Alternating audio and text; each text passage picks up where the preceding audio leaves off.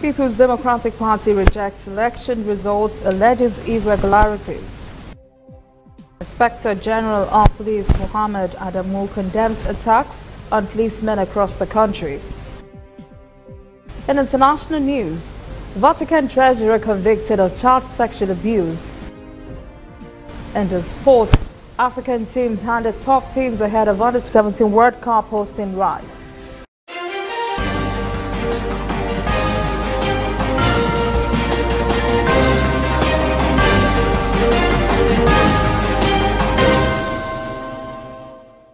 This is ANN News. I am Olajumoke Olatunji. The People's Democratic Party has rejected the results of the presidential election so far announced by the Independent National Electoral Commission. The party is alleging irregularities in the results. The legal team of the PDP has summoned an emergency meeting to express the party's grievances.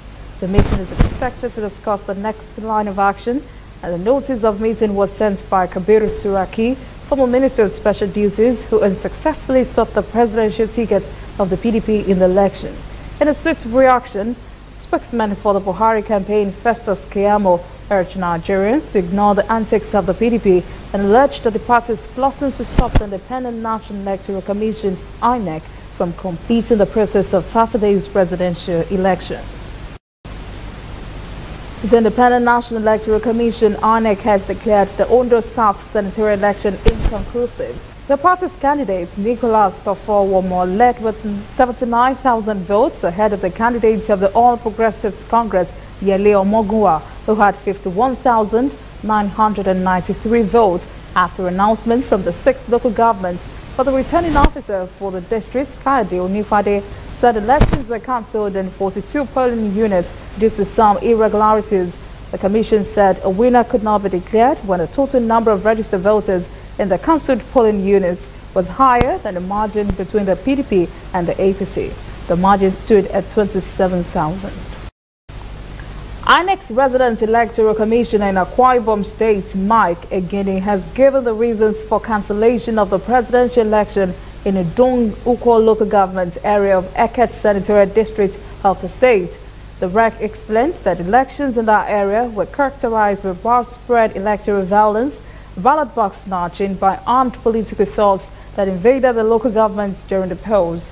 Again, it says the collation officer for the area, Emeka Adizwa, and other core members were ambushed and attacked by political thugs.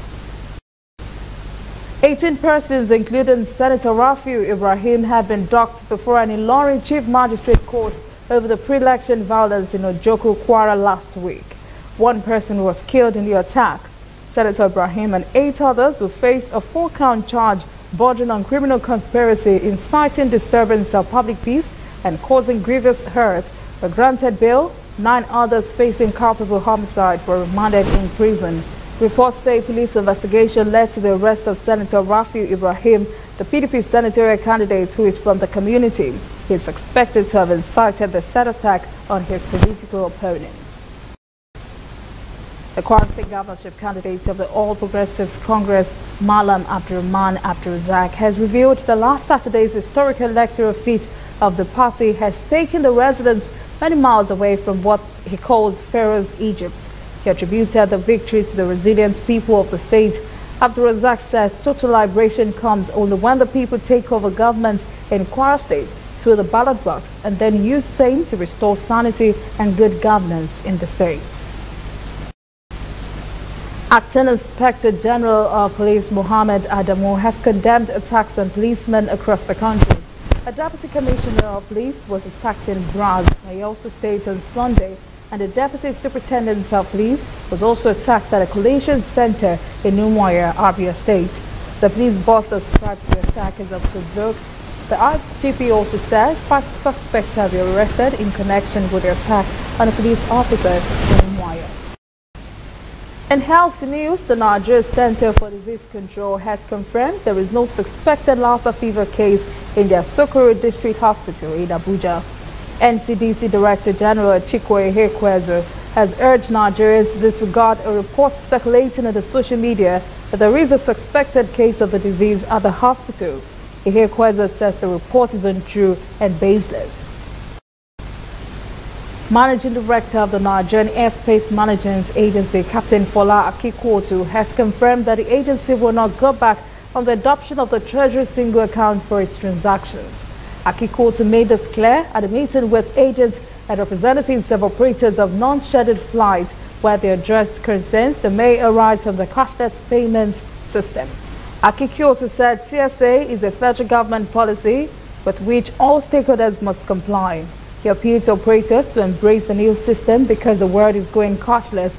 He assured them the new system will yield positive results. Coming up, attackers torch Ebola treatment center in the Congo, patients evacuated. And later, international news, Vatican No. 3 official convicted of child sexual abuse.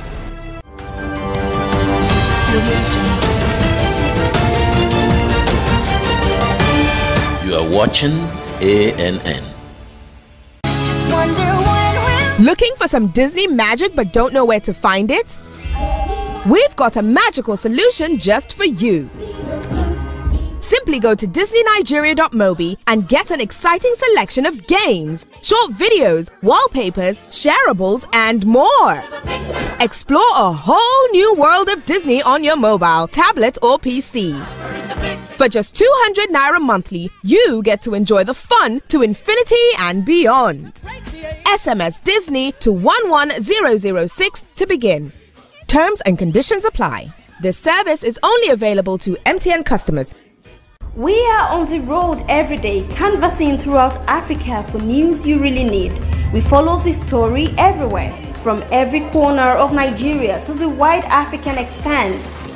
We bring you what's making headlines. We connect you with news you can use. ANN, African News Network, in a truly African spirit.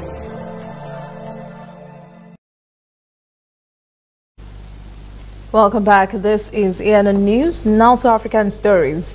Charity organization Doctors Without Borders say attackers have set on fire an Ebola treatment center in the Democratic Republic of the Congo, where it is helping save lives that are believed to be in danger of the virus. This has forced the staff to evacuate patients in Katwa, the district at the heart of the country's worst outbreak of the deadly disease. There were no immediate details on the identity or motive of those who set the center ablaze. The World Health Organization had said aid workers face mistrust in some areas, fueled by false rumors about treatments and preference for traditional medicine. Congolese Health Ministry says 500 persons have died from the outbreak since July. The charity says on Monday that as a result of the burning of the building, it is no longer possible to care for patients there. South African police say 3 persons have been killed and 6 injured on Monday in a shooting incident in the coastal city of Durban. The shooting happened in an apartment block near the KwaZulu-Natal High Court.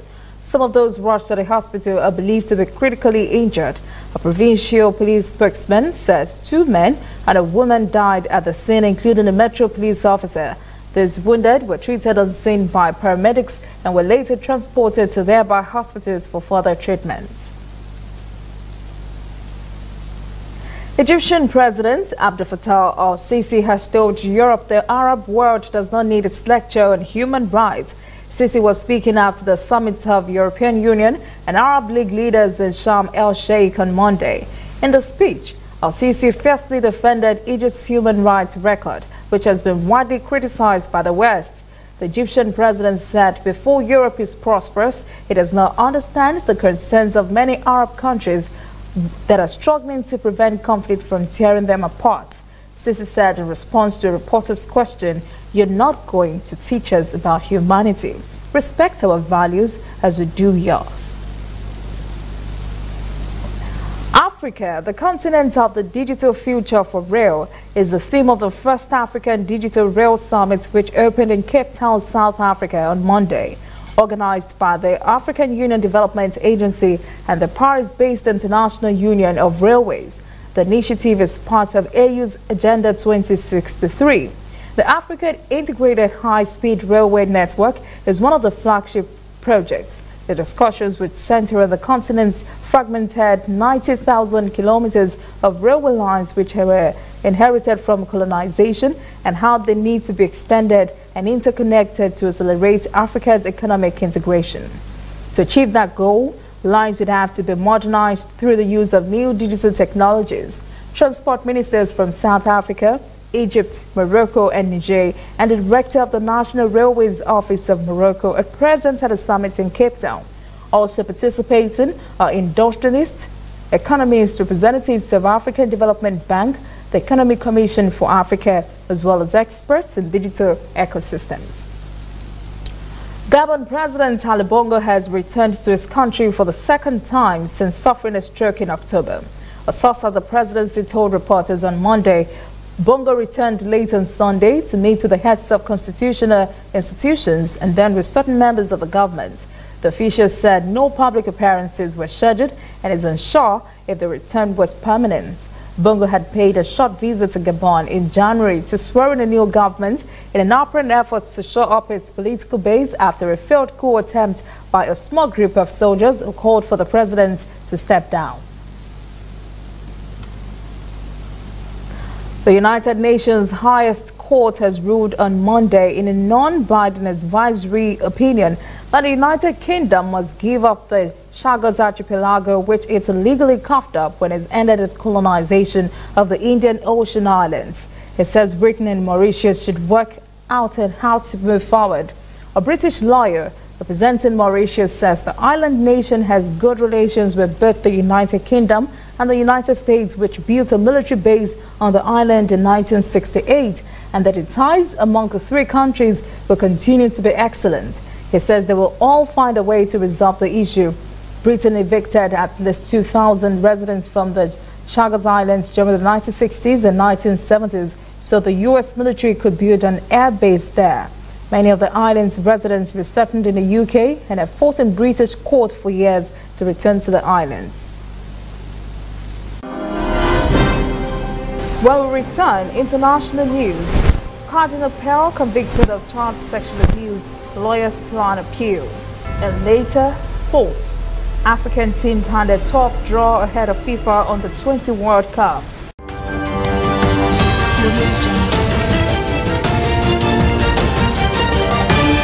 You are watching ANN. This used to be me.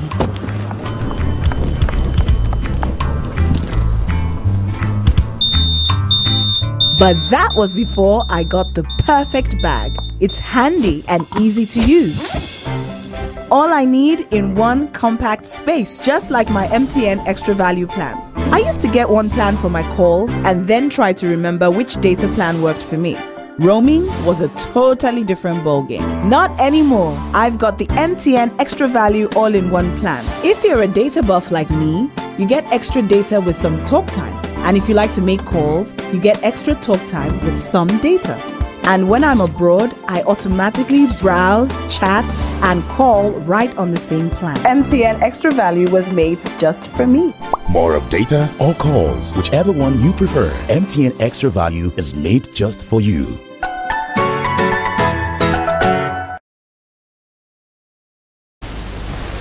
Welcome back. This is ANN News. In international stories, Venezuela's government has been hit with new U.S. sanctions on Monday after deadly violence blocked humanitarian aid from reaching the country over the weekend. The United States has also called its allies to freeze assets of its state-owned oil company, PDVSA. The Trump administration is also taking its case against Maduro to the United Nations Security Council, where he wants the body to discuss the situation in Venezuela. Colombia's foreign minister has also warned there are credible threats to the life of Venezuela's opposition leader, Juan Guaido. Maduro broke diplomatic relations with Colombia last week, and he has vowed the U.S. humanitarian and food aid will not be allowed into his country. Mohammad Javad Zarif, who resigned on Instagram on Monday as Iran's foreign minister, says fighting between parties and factions in the country is a deadly poison that is undermining foreign policy. Zarif's comment, published on Tuesday by Fars News magazine, says he may have resigned over pressure from hardline elements who have long criticized his role in negotiating a landmark 2015 nuclear deal with world powers. President Hassan Rouhani has now formally accepted Zarif's resignation. Most of Iran's parliamentarians have signed a letter to the president on Tuesday asking that Zarif continue his job. He said U.S. President Donald Trump and his national security advisor, John Bolton, should be blamed for the U.S. withdrawal from the nuclear deal. Vatican Treasurer Cardinal George Pell has been found guilty on 5 charges of child sexual abuse committed more than 2 decades ago against 13-year-old boys in Australia. Pell is the most senior Catholic cleric to be convicted of child sex offences. The guilty verdict was made public on Tuesday following the lifting of a court suppression order on Pell's 2018 trial after a second abuse case against him was dropped by the prosecution. The downfall of the Vatican No. 3 official brings to the heart of the papal administration a scandal over clerical abuse that has ravaged the church's credibility in the United States, Chile, Australia, and elsewhere over the last 3 decades. Each of the 5 offences carries a maximum 10 years in jail.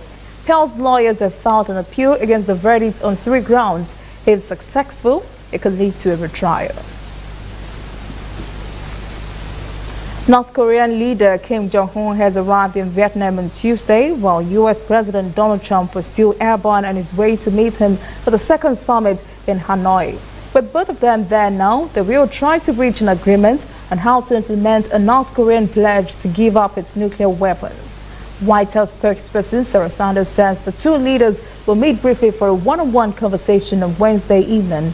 That would be followed by dinner, at which they will each be accompanied by 2 guests and interpreters. The last meeting was 8 months ago in Singapore, where they made vaguely worded commitments to work towards complete denuclearization of the Korean Peninsula. The U.S. House of Representatives is set to vote today on a resolution to terminate President Donald Trump's declaration of a national emergency to build a wall on the border with Mexico. House Democrats introduced the resolution last week, challenging Trump's assertion that he could take money Congress had appropriated for other activities and use it to build the wall.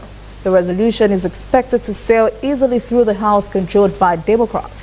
Action will then move to the Republican-controlled Senate, where the future of the measure is uncertain, even though it only requires a single majority to pass.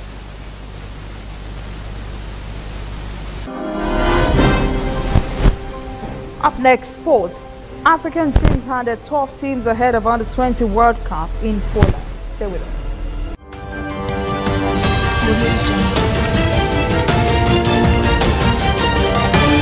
You are watching ANN.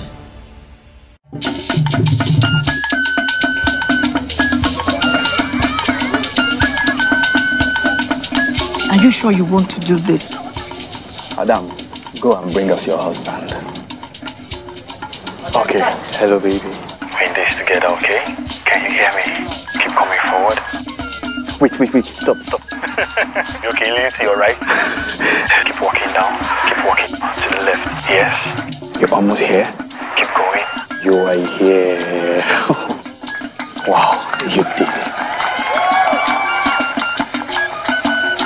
I'm just so glad I didn't have to use my cane to do this. And I am so glad no other man got you before me. Let me be your eyes. We will never stop working to give you a network you can rely on, so you can enjoy life's special moments.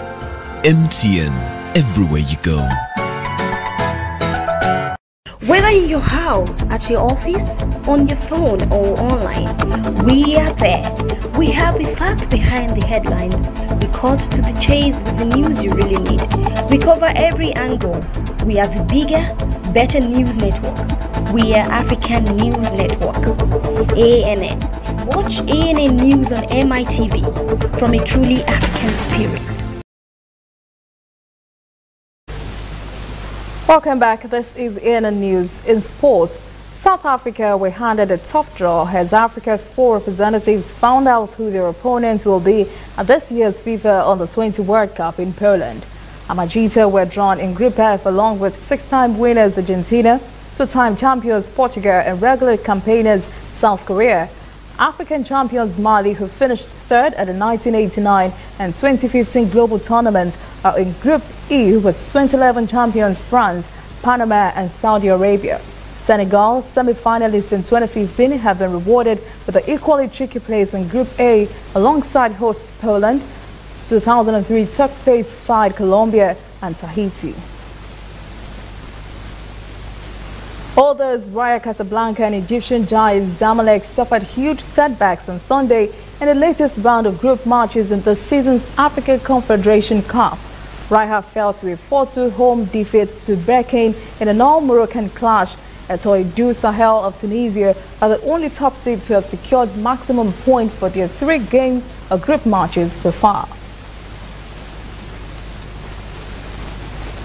That is any news this evening. Thank you for joining us. For details on this and other stories, visit the website annafrica.net. Conversation continues on our social media platforms, Twitter, Instagram, and Facebook at CNN Africa TV.